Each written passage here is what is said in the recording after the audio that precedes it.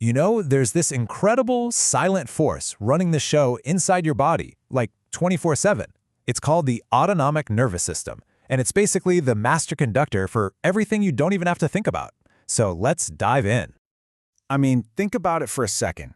Why does your heart absolutely pound in your chest during a crisis, but then, once the danger's gone, you feel totally calm? What's going on there? What's flipping that switch? Well, the answer, and this is pretty cool, lies in picturing your body as a super efficient, high-tech smart city. Seriously, this one idea, this one analogy is going to make everything click into place. All right, so let's start with the basics.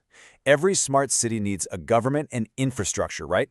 So in our body city, your brain and spinal cord, that's central command.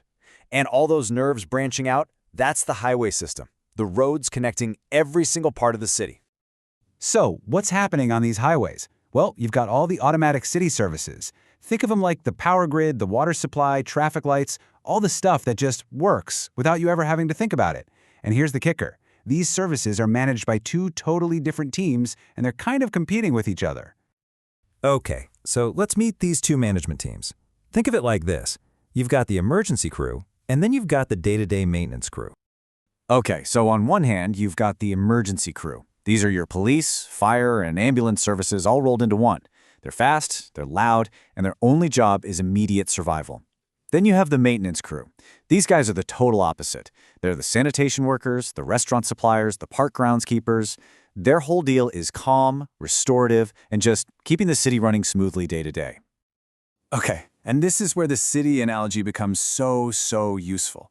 We can literally map these city jobs to their real biological names. That emergency crew we talked about, that's your sympathetic system. And the chill maintenance crew, that's your parasympathetic system. Even the chain of command, from central dispatch to the local station, perfectly mirrors how your neurons, your pre- and post-ganglionic neurons, actually work. It's a perfect one-to-one. So, any good city, smart or not, runs on communication, right?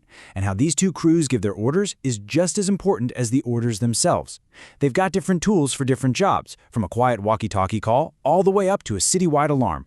So, for internal stuff, just talking from the main office to a local branch, both crews use the same tool, a clear radio call. In our body, that's a chemical called acetylcholine. Simple, direct.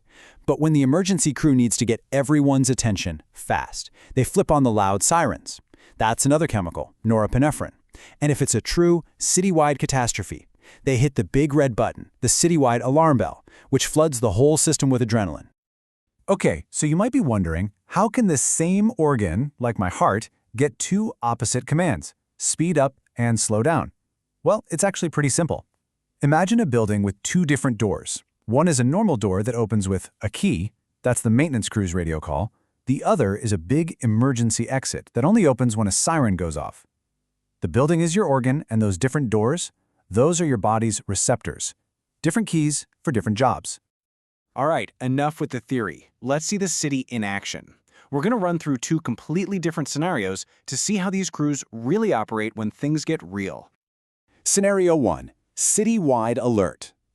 Imagine you're just walking down the street and bam, a huge dog starts chasing you. Central command, your brain, spots the danger. Instantly, the emergency crew is on the scene. The sirens, that's norepinephrine, are blaring everywhere. And the city transforms. Your heart starts pumping like crazy to get fuel to your muscles, your pupils get huge to let in more light, and anything non-essential, like digestion, it's shut down. Right now, it's all hands on deck for one thing and one thing only: survival. Okay, deep breath. The dog is gone. You're safe. You find a nice spot for a picnic, Central Command gives the all clear, and now the maintenance crew takes back control. They send out those calm radio calls, acetylcholine.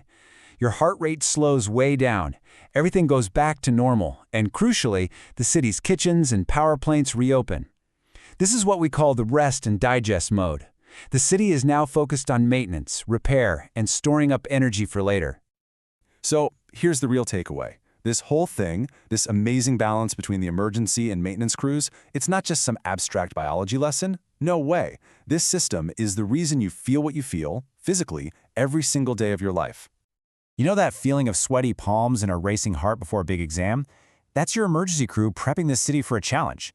Or what about that food coma after a giant holiday meal? That's your maintenance crew diverting all power to the digestion department. Exercise is a coordinated dance between both. And here's a wild one. Ever seen someone faint at a shocking sight? That's the maintenance crew hitting the brakes too hard, causing a system-wide pressure drop. It's all connected. And that right there is the absolute genius of the whole system.